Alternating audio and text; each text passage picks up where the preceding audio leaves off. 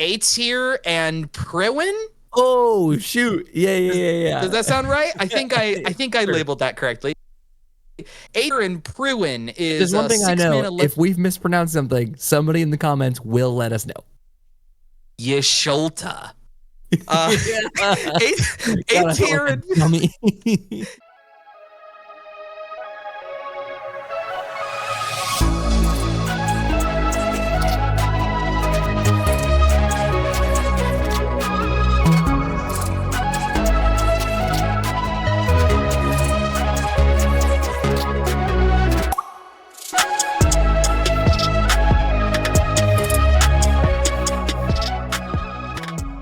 It is finally time for your greatest fantasy. It's a new episode of the MTG Thoughtcast.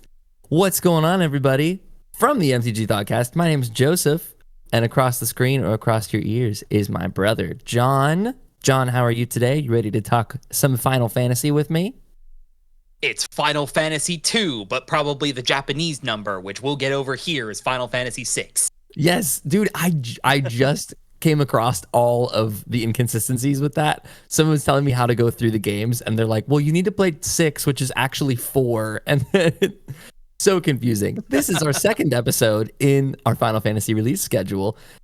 We're talking all things main set Final Fantasy. This is your, consider it an unofficial guide for all things about the main set, cool cards, new mechanics, booster packs, everything you need to know. All of that is coming up and more. But before we get into that, first of all, first, huge shout out to all the subscribers. We crossed over the 1,000 subscribers threshold. We did it. 1,000. We're 4 digits of subscribers. Thank you to everyone who's subscribed up to this point, and a huge shout out to all of you who continue to follow us. As you will see below, if you'd like to follow, there's some likes, comments down there as well. Those help the algorithm a ton if you want to support the channel for totally free. While you're down there, you might see that there's a link to our Discord page. That's where you can go for all of the real discussion. This is where we get in deep in the nitty gritty about all the things Thoughtcast. We play Commander games. We brew decks there. It's an awesome time. Come hang out. Linked down below. Spotify listeners, you guys exist too. Thanks for being here. And we appreciate you. We certainly do. You guys know that. If you're a Spotify listener, you're a level above the rest. You're head and shoulders above with your Beats headphones or whatever you're listening to us in. Shall we get into the episode today, Jon? I think we need to. Yeah. Let's do it.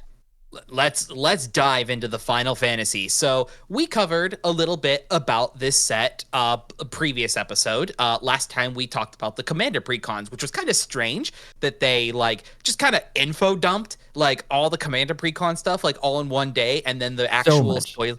Yeah, then the actual spoiler seasons for the actual main set itself is as the time as you're watching or listening this, I believe that it's all wrapped up or it getting very, very close to its wrap up.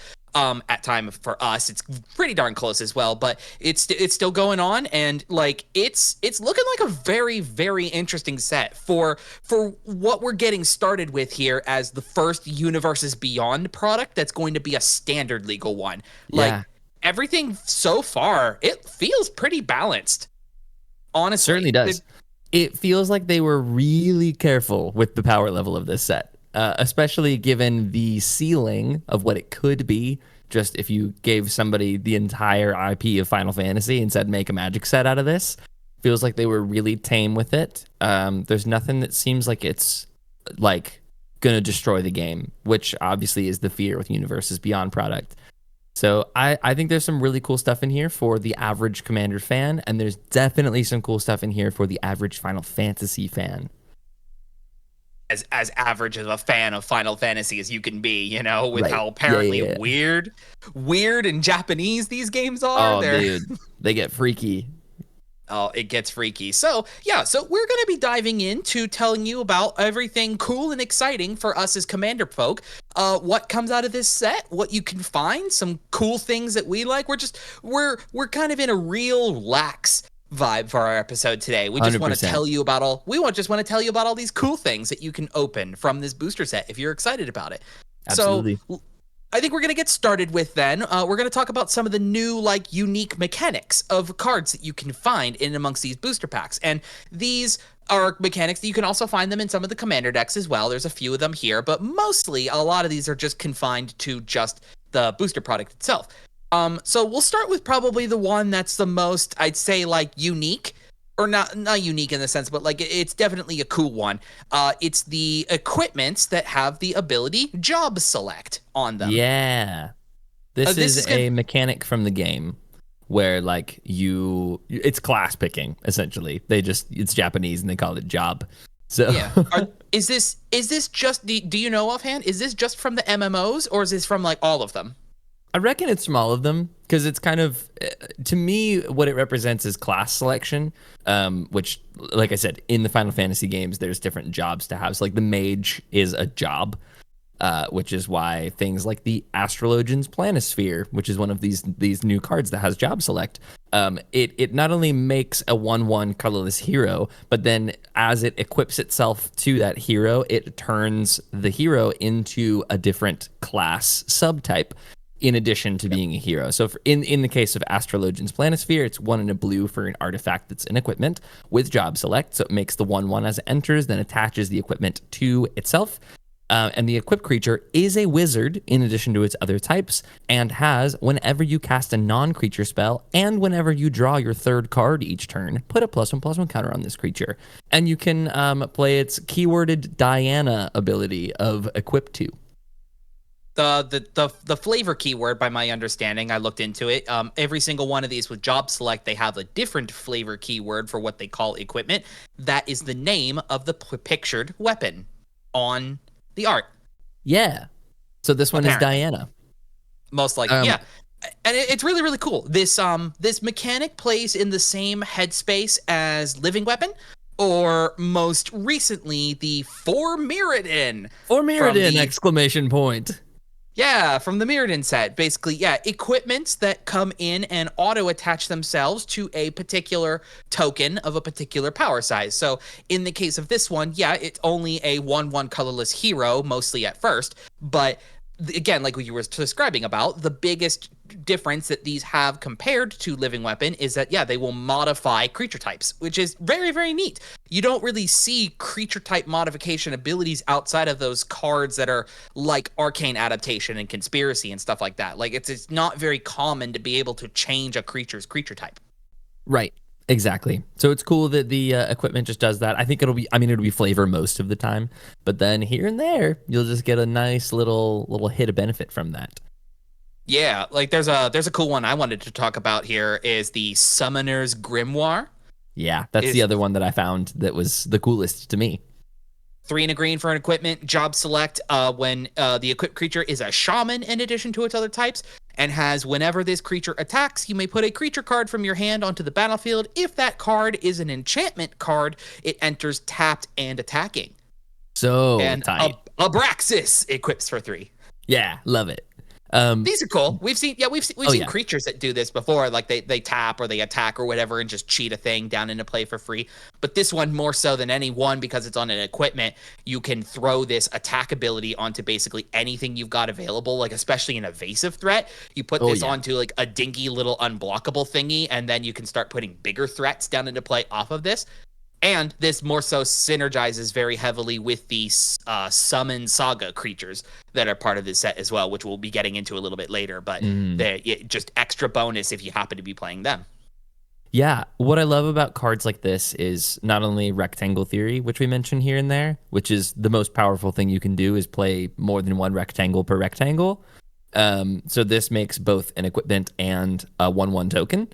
So you've made 2 rectangles with your 1 rectangle. So that alone is powerful. But like you were saying, like this can easily be equipped onto something like a Birds of Paradise, which doesn't typically want to attack, but has an evasive ability. So you can just attack with your 0/1 with flying and then put something down. So if you cheat this in early, then you can cheat in like a Galta or something insane later. But even just on its own, just making a thing. I mean, shamans have some abilities. Like I said, it's mostly flavor, but love this kind of stuff. I also feel like I have these kind of theoretical decks where I love doing unorthodox abilities, and the fact that this is a non-creature spell that makes a creature just has so many connotations for things like Samut driving force that reduces non-creatures and then beefs creature power and toughness, or sorry, just power based on speed. This is also really good if you're building something like Cloud X Soldier, which we talked about last week in the precons, where when he attacks, you draw a card for each equipped attacking creature you control.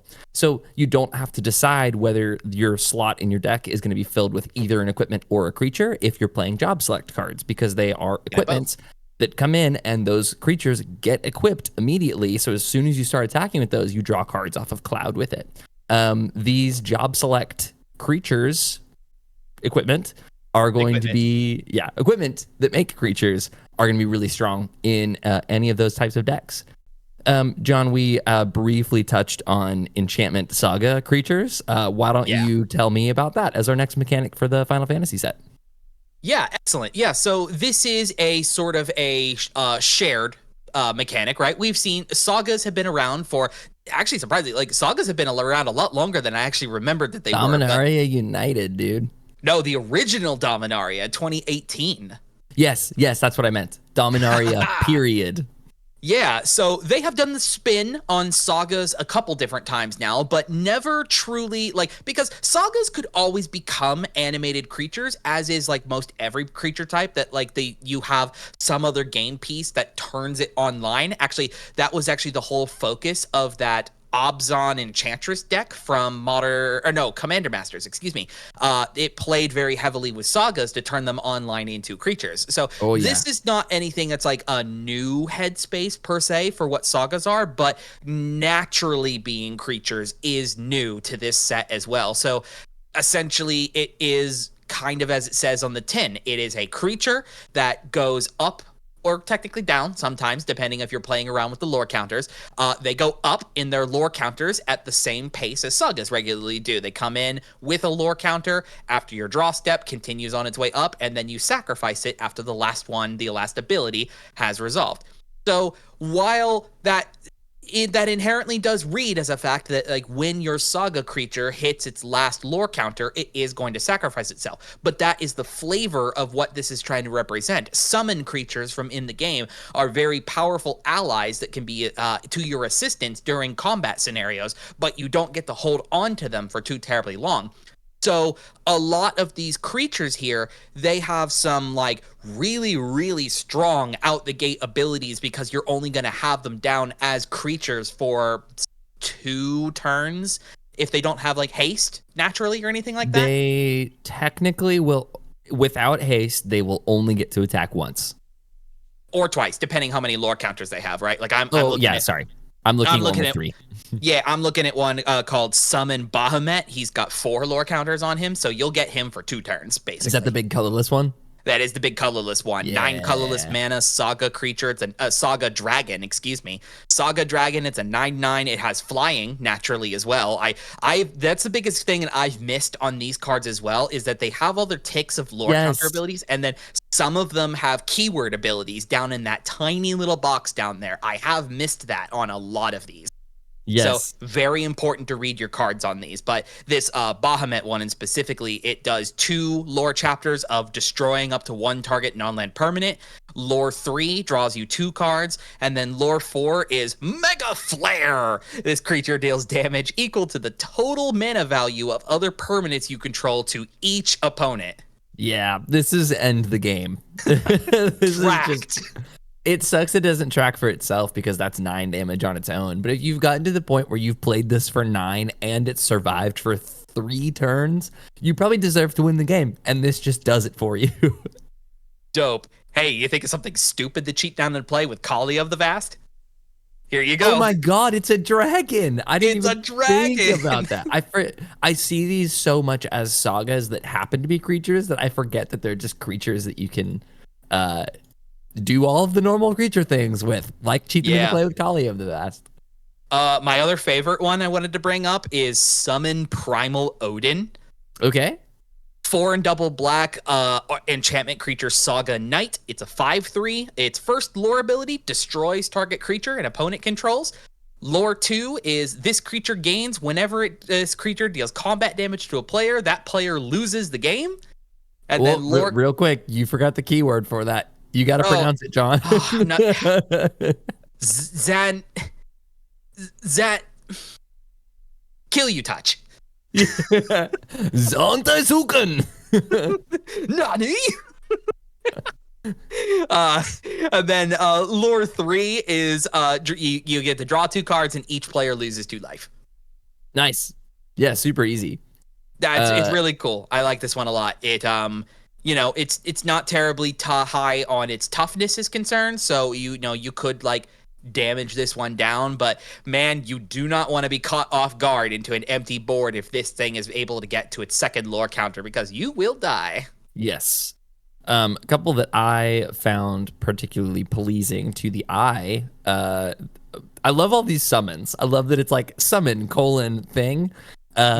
The Summon Titan seems ridiculous in like a Winter Cynical Opportunist deck. Shout out Fish in our Discord who plays Winter. The Summon Titan is 3 green and a green for a 7/7 with Reach and Trample. It's obviously an enchantment creature Saga Giant. First lore ability is mill 5 cards. Second ability is return all lands from your graveyard to the battlefield tapped. And then the third ability is until end of turn, another target creature you control gains trample and +X/+X, where X is the number of lands you control. So this is stupid. This goes crazy. And particularly why I bring it up for a Winter deck is because Winter cares about Delirium, and this is an enchantment creature. So this gets you halfway to Delirium on its own for being one of the cards that you want to exile and then reanimate with Winter. So super awesome there. And then if we're just talking about other big baddies that are summoned, summon Knights of Round is... Dude, yes! Dude, 6 white for a 3/3 enchantment creature, Saga Knight, indestructible. And its first 4 lore abilities is create 3 2/2 white knight creature tokens. And then the 5th ability, should you ever get there, this is 4 turns after it comes into play, is other creatures you control get 2/2 until end of turn, and you put an indestructible counter on each of them. So that sticks around. This seems like the best one to try and reanimate, not only because it alone is difficult to get rid of because it's indestructible, but it just every turn cranking out 3 2/2s is going to win you the game before its 5th ability even pops off some of the time. This would be a stupid one with the Esper Aminatu that gives Enchantment's Miracle. Oh my god, just slap this in on the end step. It goes to the first one. Turn 4. This is down. 2/2s. Yeah. Yep. Even better, this can be reanimated with Sidar Jabari of Zalfir with that Eminence ability. Yes, sir. I think one of the most unique of these enchantment creatures, because there's also some that don't start as sagas but flip into them as summons. Yeah, the Dominus ones. Not even necessarily. Right? Dominant. Those ones.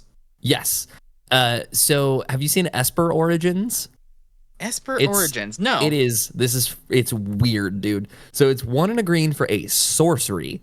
It says surveil 2, you gain 2 life. And if this spell was cast from a graveyard, exile it, put it onto the battlefield, transformed under its owner's control with finality counter on it. And it has flashback for 3 and a green. So this is a sorcery that flips into an enchantment creature saga elemental that's a 4/4. First ability is reveal the top card of your library. If it's a permanent card, put it into your hand. That works really well with that surveil. Second ability is add green. Third ability is other creatures you control get 2/2 and gain trample until end of turn.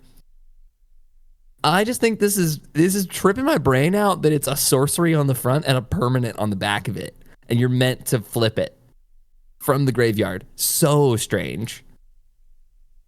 I mean, they've done cards kind of like these before. There was from the Shadows over Innistrad block, there was a mill sorcery. I think it was called like Startled Awake or something like that. And then you could bring it back, transformed from your graveyard. It was like a 1/1 with Skulk that when it connected, bounced back to your hand so that you could do the sorcery again. It's like, You're not convincing me that it's not a freaky, weird ability. It's strange. It's very weird. Yeah, it's very weird to see a permanent on the other side of a non-permanent spell. Yeah, I agree. So, but it's cool. They don't do it often.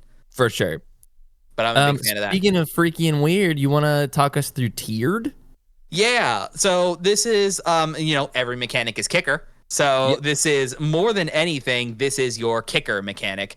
So spells with tiered are either an instant or a sorcery that are There they're it is. modal spells that have an additional cost for each of the modes, and you choose one of them. So it'll Mhm. say tiered on it, choose an additional cost. So for in the example of Cloud's Limit Break, this is 1 and a white for an instant. Its first ability is Cross Slash, which costs 0 additional mana. So for just the 2 mana you pay into it, you get the ability of destroy target tapped creature. If you pay 1 extra mana into this to do its Blade Beam ability, you destroy any number of target tapped creatures with different controllers. So you can snag one from each player rather than just the one you're going to get anyway. And then for 3 and a white additional mana, so for 6 mana total, before white, it's destroy all tapped creatures. So again, you get one of these by choosing its additional cost. And I do think that that's important to note that it doesn't necessarily say like choose an ability, but these are modal spells. So they do work with commanders like Riku of Many Paths. I double checked this and made sure that it was correct. These are new spells that can be played in Riku as modal abilities. You obviously will only get to choose one of them. So you only get his ability unlike some of the stuff like Spree, where you can add on to abilities. Exactly. This one you're picking just one. Now, to just correct you on one aspect as well, this card that you're actually talking about in specific, this one is from the Commander decks. This card is not in the main set. Yes. But to talk about Same one mechanic. from same mechanic, but it is part of the main set as well on cards like Ice Magic is one that's been that's here. 1 in a blue for an instant. It also has tier basically for the 0 for no additional cost, you get the return target creature to its owner's hand. Boosting it up to 2 extra mana. You have a target creature's owner puts it on of their choice on either the top or bottom of their library. So that's Totally Lost or other ones like that. And then adding a 5 in a blue instead. This has target creature's owner shuffles it into their library. I'm curious what you think about these cards because I'm not a huge fan of them. Yeah, they look a little weird. They're a little confusing. I'd be honest. They look wrong to me. They also feel very overcosted for all of the abilities, which makes sense because they're modal. Like this bottom one and this one I just read here. That's 8 mana to send 1 creature shuffled into somebody's library. Yes. Like I don't expect to see these cards very often. Nah, I don't think so. But it's cool. I mean, we are advocates here on this show of making sure that your cards have multi-purpose throughout the course of the game, and there is nothing wrong with having like a higher scale of abilities that a card can do by itself that opens up the flexibility of cards. Totally. I just think there needs to be better ones than this. Absolutely. Specific. That's why I pulled Cloud's Limit Break because it is one that's designed for Commander, so it's a little more powerful. But the ones that have been previewed from the set don't seem like they'll be particularly interesting. I would say though, like if you're playing something like Mizzix of the Ivs Magnus, which is the one that gets experience counters and your spells cost less for each. That cost reduction can apply to additional costs for spells because you just put it on the stack and determine any additional costs before they get paid. So Mizzix of the Ismagnus can give you mana into those tiers as well if you're playing either Ice Magic or Fire Magic, which is the red tiered ability. Yep. So out of that, to be perfectly honest, that's kind of all the main mechanics of the set. Like, as you would expect with any kind of booster product, we have a full plethora of the like returning things of like evergreen keywords, some and then some like one-off appearance ones here or there, right? So like probably one of the most interesting ones that is included in this set is a cycle of rare lands that have an adventure. Yeah, they have an adventure on them. We've seen adventures before, so this isn't anything like crazy new into the game, but we've never had them on lands before, which is very, very neat. They allow you to basically have that flexibility, kind of like they remind me of sort of like the modal lands from Modern Horizons 3, where like if you need it to be a land, it can be a land, but then when you need it to be something else, it is there ready to go for you. So like first one I've came to here is Lindblom, the Industrial Regency. These are also towns as well, by the way, on their subtype. That's a new subtype classification of some lands in this here. You'll have like cards in the set that care about either the towns that you've played or the towns you control. Think like Guild Gates. Yeah, there's almost exactly like Gates. There's a full set of 10 dual land that just enter tapped. That have the subtype of town that benefit other things that care about towns. Yep, there's those dual colored ones. There's these adventure ones in the monocolors, and then there's some utility ones. We're going to talk about Starting Town later. Absolutely, that's on my list. Yeah, but like these colored ones are very cool because they have adventures on them. So this land in specific, it either enters tapped and produces red, or for its instant adventure of Mage Siege for 2 and a red, you create a 0/1 black wizard creature token with whenever you cast a non-creature spell, this token deals 1 damage to each opponent. Yeah. I think the fact that these lands come in tapped is a real cost on them. They're not like the castles from, the channel lands from Neon Dynasty, where it was just absolutely busted because it was just a land that came in untapped or also did a thing. These obviously have some real cost of, if you're playing a really aggressive deck and you probably don't want too many lands that come in tapped, but like you said, the flexibility of having a spell later on. I also think that having more cards like this and, like you said, the modal dual face lands from Modern Horizons, those really boost the value of the like the Crew lands, the ones that enter tap for 2 mana but bounce another land back to your hand. That becomes an upside. Yeah. When you play these early and then can bounce this back to your hand and play it again later, particularly in the case of the blue land, in my opinion. This is Jador, the Aristocratic Capital. Again, it's enters tapped, it taps for blue, it's a town, but it's sorcery, its adventure side is Overture, which is 4 blue and a blue. Target opponent mills half their library rounded down.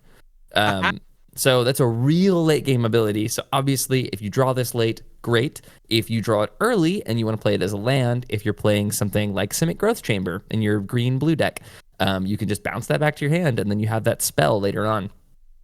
Welcome to Bruvac's country home. Absolutely.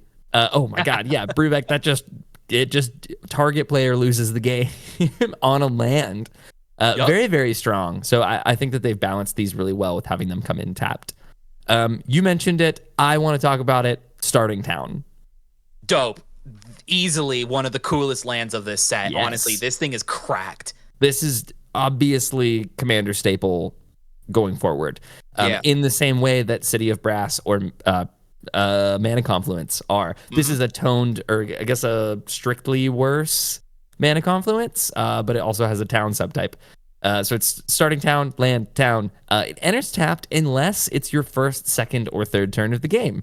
And it either taps for colorless mana, or it taps and you pay a life to make 1 mana of any color. So this is a 5-color land that can enter untapped, kind of when you need it to.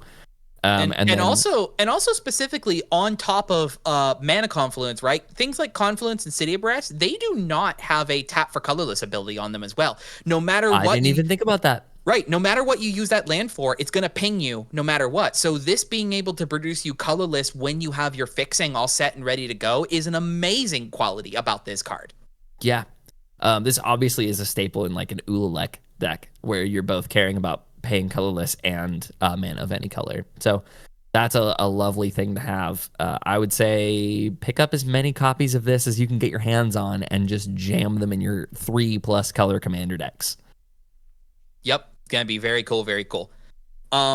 The last major thing I want to talk about as far as like a game mechanic thing, this isn't like a game mechanic per se, but this is related to what the boosters are kind of about, and then we're just going to spend the rest of the episode, we're just going to gush over some really cool cards that we like. Nice. The last thing that's going to be here is the sort of like bonus card selection that you can find within the booster packs. It's these artworks of reprints of cards called Through the Ages. It is a variety of cards. I actually think I saw the little chart. It is about 4 different artworks of cards, 1 from each game, that makes the comprised list of 44 cards, I think it is. Yeah. So there's representation across the entire franchise.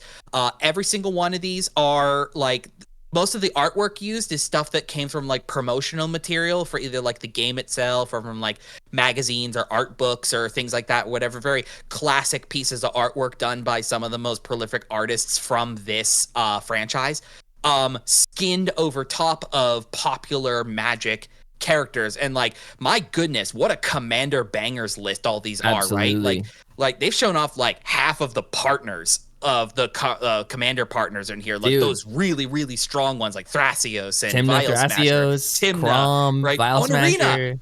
On Arena. Yes, These this is all coming to Arena. Dude, That's the biggest thing I was going to talk about. Yeah, y'all get to play like the strongest partner pair and commander of all time on Arena Brawl now, so get ready to enter that miserable queue. Literally. It's interesting that they just are dumping partner into partner into Brawl without really there's no real precedent for that outside of companions. So it's cool that they're at least introducing the mechanics for introducing partners into Brawl. As a Brawl enjoyer myself, I'm really looking forward to a lot of this. There's a lot of cards that are already in the Arena ecosystem, but there's also plenty that aren't. Notably, Urza. I'm looking at this Carpet of Flowers. That's a really good one. These also are all timeless playable. So this is obviously a ton of new cards introduced into Timeless, which is a ridiculous degenerate format that just doesn't need more things.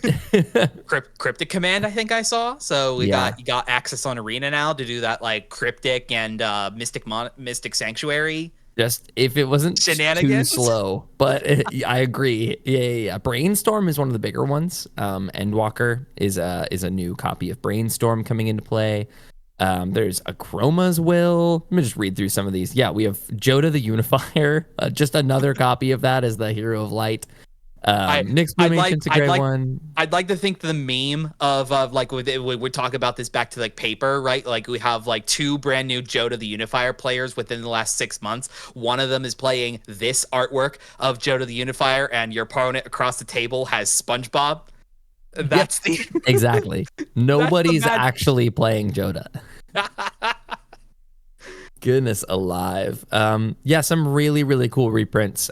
Take a peek through the entire list of them. But man, the last thing I wanted to mention, though, as far as this sheet is concerned, while it is very, very cool, these do appear both in collector boosters and play boosters. But for the fact of play boosters, though, these appear according to their own stats and numbers here. They say that it appears in about 1/3 of play boosters. You will have a common replaced with one of these cards in non-foil. Foils are exclusive to the collector boosters.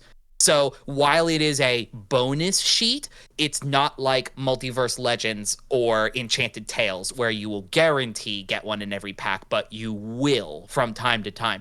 And because they are in play boosters, you can play these at your pre-release or your draft. Yep. Lovely stuff.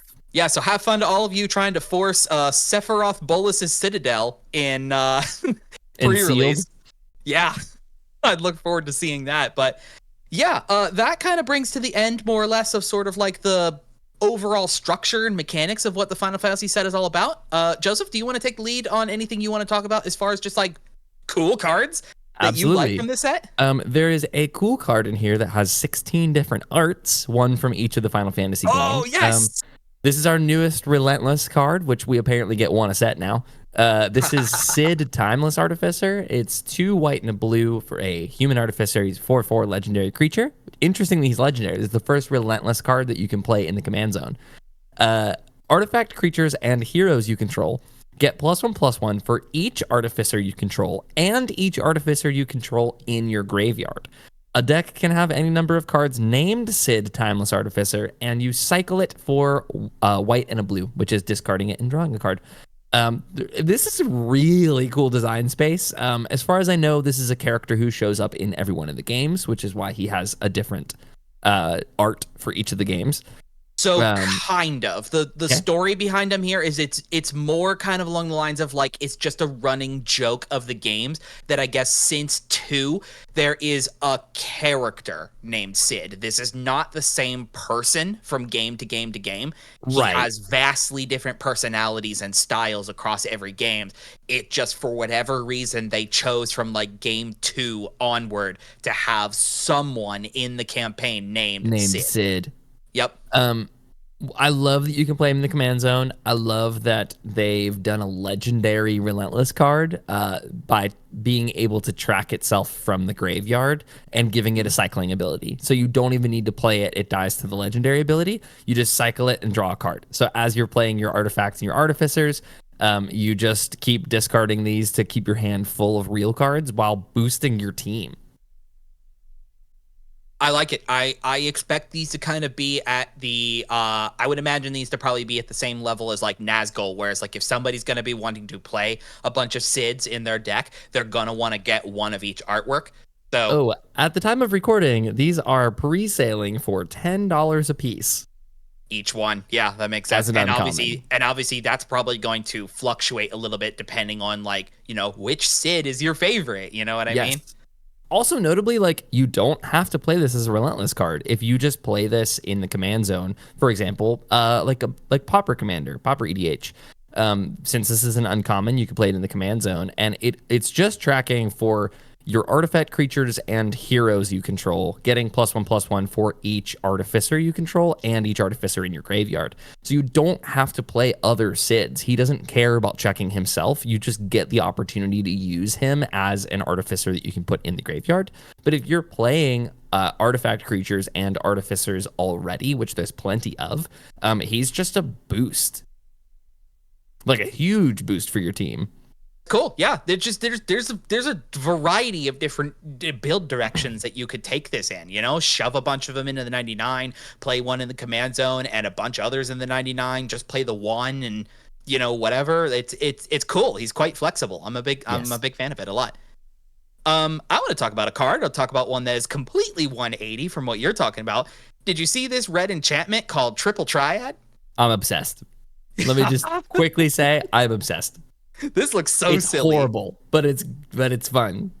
3 and triple red for an enchantment. At the beginning of your upkeep, each player exiles the top card of their library. Until end of turn, you may play the card you owned exiled this way, and each other card exiled this way with lesser mana value than it without paying its mana cost. So, you get access to the cards that your opponents flip off the top of their library if those mana values are less than whatever you flipped up, right? So, like, literally, like a game. It's a game of like it's reminiscent of an old game mechanic from Magic actually called Clash, where like you would compare mana values off the top of library or something like that.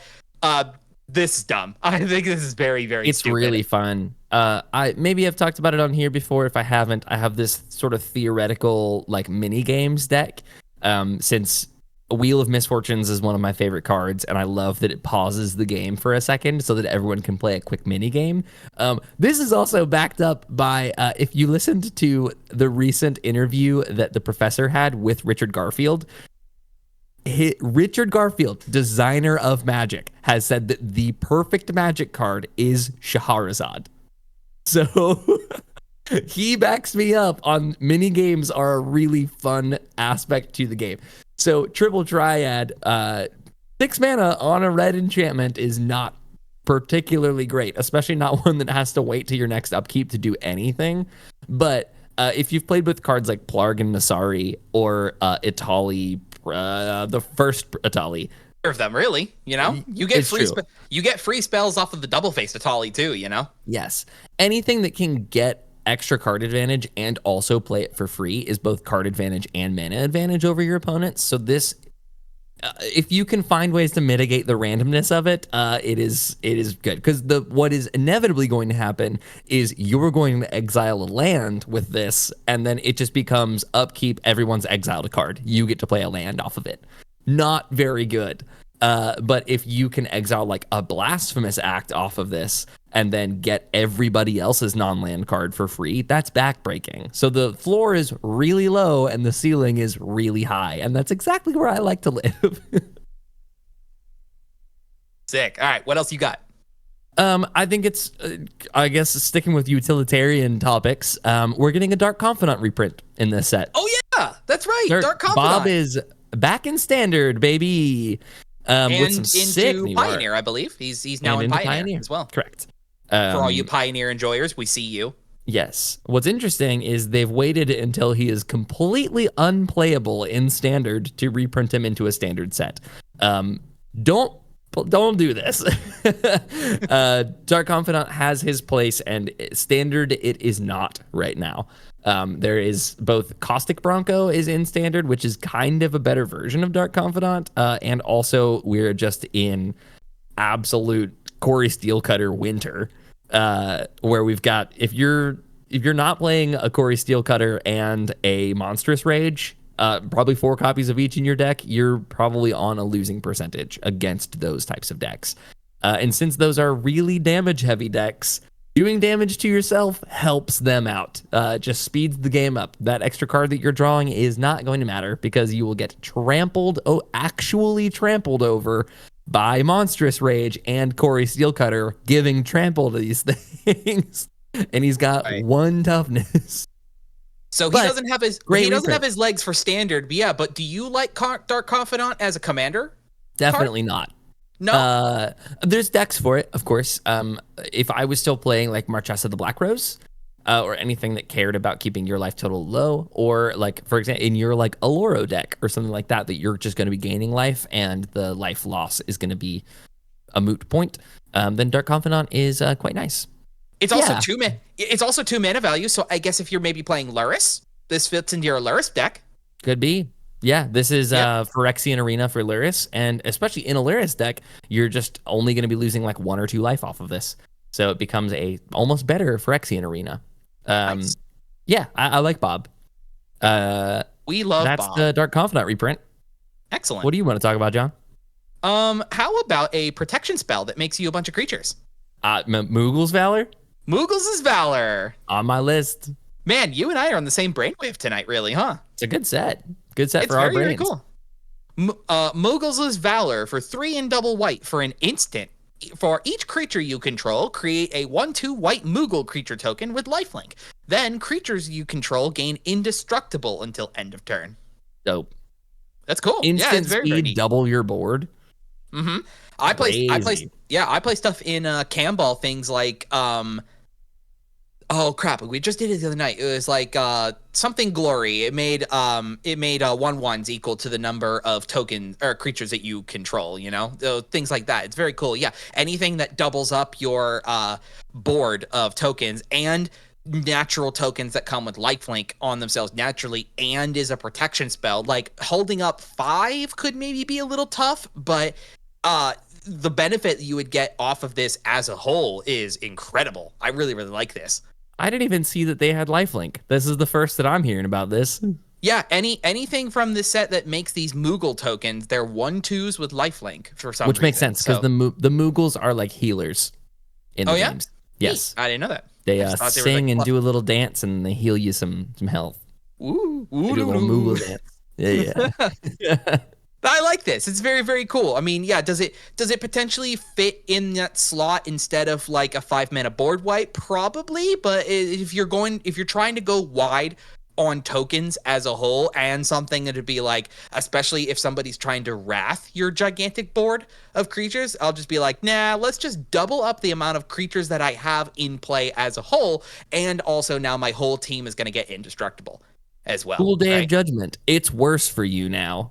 It is. I honestly, like, more than anything, I really like that the tokens that this make are 1/2s, right? Because they can block 1/1s. Those are some thick boys. Blocking 1/1s with lifelink as well, so you're gonna have like less incentive for those 1/1s to be coming at 100%. You at all. If there's one thing we like here at the Thoughtcast, it's thick boys. Moving on from the Moogles, I would love to talk about maybe the sweetest equipment in the game and also in this set. Let's talk Buster Sword. Buster Sword, baby. Buster Sword, Hardly Knower Sword. This is 3 mana for an equipment with equip 2. So that's on par for the Sword of X and Y. It is a equipped creature gets +3/+2, and then whenever equipped creature deals combat damage to a player, draw a card. Then you may cast a spell from your hand with mana value less than or equal to that damage without paying its mana cost. This is cracked, dude. This is so good. When the spoiler came out, we were talking on our Discord, link down below. We're talking about like how Mask of Memory is one of the best card draw in colorless equipment that we have. And then for which is whenever equipped creature deals damage to a player, you draw 2 cards and discard a card. No stat boosting at all. So for an extra mana on the front end and an extra mana on the equipped ability, you get +3/+2. You just get to draw a card, don't have to discard anything, and then you just get to play a card for free. This is such a strict upgrade in decks that care about specifically colorless equipment as well. Because there's obviously some blue equipment that draws cards.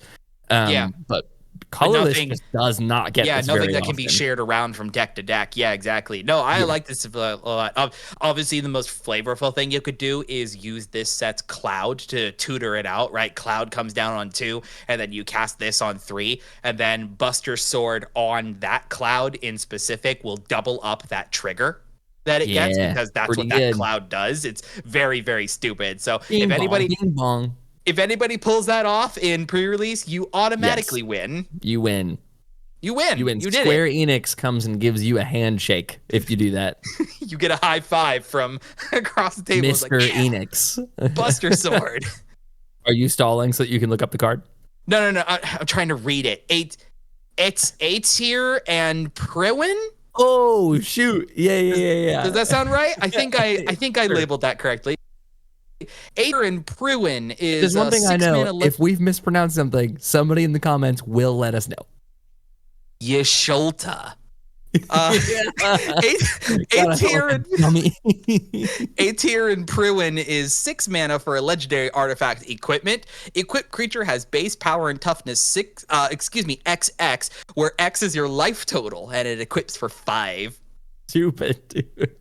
Base power and toughness equal to your life total is a nutty line of text. Yeah, have you ever wanted to have Sarah Avatar just on an equipment? Here you go. Slap this onto something with lifelink. Or slap it onto something. Just slap it onto something unblockable. You know? Yeah. Yep. Stupid. I like it. I love that a lot. Sorry, go ahead. Oh, were you done talking about that one? Yeah. That's basically all I had of that. It's not a good card by any means, but I'm a fan of it. Something we've not talked about is there is a cycle of crystals in this deck. I was just about to talk about those. Nice. This will be the last thing that I mentioned. So we can talk about the crystals. Yeah. You bring in one more thing up, and then we can wrap this up here. Sure, so there's a series of 5 monocolored crystals. They're all legendary artifacts that cost 2 and 2 colored pips of its color. So for example, the darkness crystal costs 2 black. All of these have the ability of its respective color spells cost 1 less to cast, and then have like the medallions. Yep, and then have some static ability on them, and then have some activated ability on them. These have a lot of utility to them, and I think they're all pretty good. The Earth Crystal, I think, is my favorite of them. This is the green one. So this is 2 green and a green for a legendary artifact. Green spells cost 1 less. If 1 or more +1/+1 counters would be put on a creature you control, twice that many +1/+1 counters are put on that card instead. So this is not Parallel Lives, this is Branching Evolution on a Emerald Medallion, essentially, just for those. So we're already really ahead of rate for those 2 cards. And then its activated ability is 4 green, tap it, distribute 2 +1/+1 counters among 1 or 2 target creatures you control, which the secret text of that is you can put 2 counters on 2 different creatures for that ability, or you can put 4 counters on 1 creature for 6. Very good. Really sick. These all have kind of particular utilitarian abilities. Yeah. Actually, do you want to read the darkness crystal there, John? The darkness crystal? Yeah, sure. The darkness crystal, like you said, is 2 and double black to cast, legendary artifact. Black spells cost 1 less to cast. If a non-token creature an opponent controls would die, instead exile it and you gain 2 life. And then for 4 and double black, put a target creature card exiled with the darkness crystal onto the battlefield tapped under your control with 2 additional +1/+1 counters on it. This is crazy. No finality counter, not locked to sorcery speed, comes in untapped. It does come in tapped. Oh, it does come in tapped. Excuse me. Yes, you're right. I just apologize. It does come in tapped. But instant speed. And with 2 additional +1/+1 counters. So it's big. Big boy. Yep. This is really good. My favorite is actually the blue one. I really like the water crystal. I think this thing's very, very silly. For 2 and double blue, you get legendary artifact. It makes blues cost 1 less to cast. If an opponent would mill 1 or more cards, they mill that many cards +4 instead. And then for 4 and double blue, tap. Each opponent mills cards equal to the number of cards in your hand. Yep, really good. Very silly. What I like with this one is that something that you would see a little bit, not necessarily in just like mill strategies as a whole, but sometimes some of those like especially heavy card draw focused ones, right? Like you have played against my Lear, Disciple of the Drowned deck. One of my main win conditions of that deck is slamming down one of the assortments of enchantments, things like Psychic Corrosion or Sphinx's Tutelage, and things like that. Or if you're playing this into a deck with something like Altar of the Brood, these things that are cracked with Altar of the Brood. Yeah, these little things that are incidental 1s and 2s of mills, like they get exponentially stronger off of a card like this here, while not just immediately jumping the gun like Bruvac that says that the milling is doubled. Doubling up, like, okay, let's go back to like Alter the Brood, for example, right? So that only mills 1 card. Bruvac doubling that only makes it 2, while this one makes it 5. Nuts. Per trigger, right? So in certain situations, depending on what cards you're playing, this could be better than your Bruvac down in play. Dude, really good with like Mesmeric Orb too, which is similar to the Altar of the Brood, where it's individual mill triggers that get +5 on, or +4 on each of them, rather than doubled to 2 from something like Bruvac. So there's really good use cases for the water crystal. Not to mention the fact that it's also just the Sapphire Medallion. Exactly. It sucks that it doesn't hit you, so that you can't like expedite self-mill strategies. Oh, but they've learned. Yeah, they've learned that trait. They've learned to put that word opponent on there. Yep. Nice. Yeah, so I guess to wrap up in talking about the end of our show, talking about the last of the Final Fantasy cards, I'd like to jump back to one of the earliest ones that they previewed when giving the example for this set here. I want to bring back around to our good boy Jumbo Cactar. Okay. Yeah, we haven't talked about him in a minute. Yeah, it's been a little while since he's been previewed, so I just want to make sure everybody remembers how dumb this is. For 5 and double green, you get a 1/7 plant with 10,000 needles. Whenever this creature attacks, it gets plus 9,999 +0 until end of turn. I just don't think anyone's ever actually gonna lose to this, dude. I'm just gonna get chumped for Dano. I'm saying you throw like one squirrel in front of it, you throw one servo in front of it, and you're fine. Obviously, if you're playing this, you're playing it with ways to give it trample or to give it flying, menace, fling, unblockable, flying, like, yes, fling, power, you matters. know. Yeah. I just want to play this in my Savala Heart of the Wilds deck and make 10,000 green mana that will fizzle at the end of combat. Yes, sir. That is what I want to do. Again, you all know how I am. Is this card good? No, it probably isn't. Man, it just having the ability to get the largest natural power of basically any creature ever in the game. Like, there's going to be stupid stuff people are going to do with this. And just the fact that it's, you know what I mean? It's on a Jumbo Cactar? Yeah, just a stupid little mustache friend. I love this, you know? Do you remember you and I's intro to Cactar? Because it wasn't Final Fantasy. Yeah, our first experience in with what Final Fantasy even was as all was the guest characters in Mario Hoops 3-on-3 for the For the Nintendo Nintendo DS, DS. published by Square Enix. Is why the Moogle, the Cactar, I think the White Mage and the Black Mage were guest characters in that game. So I loved playing with the Cactar in that, and I still love Cactar, man. And What he a would like what a he'd get goofy the guy. ball and you know what I It mean? was so good. Oh Throw a boy, clip here, John. Just give us a little something. here it is. Dang. Well, I think that brings us to the end of our episode today. Thank y'all so much for watching. Let us know in the comments below what cards you are excited to see out of the Final Fantasy set, and we will see you so soon with another new episode of the MTG Thoughtcast. Catch you guys later.